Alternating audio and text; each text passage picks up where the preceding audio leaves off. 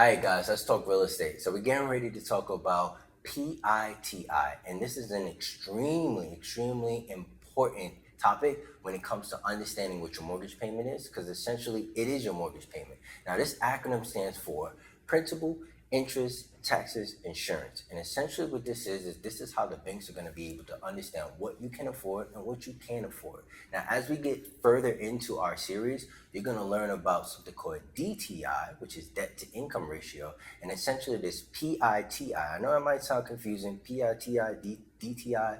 Sounds confusing, but once we get in this series, I promise you're going to be educated and understand exactly what we're talking about, so that when you're talking to the lenders, you sound like you are an informed buyer, which is important for me and important for you. But moving on, PITI is extremely important. It's going to pretty much be your mortgage payment, because this is the payment you're going to be paying for the next 30 years if you get a 30-year term, which I am going to suggest for you to do. But more importantly, this PITI number is something that you need to understand. So as you're moving forward with the mortgage process, you know what you can afford, what you can't afford, and you know how to have that conversation with the lender, have that conversation with the realtor, which would be me, as well as understanding what you need to have secured every single month, because this is going to be a payment for the next 30 years.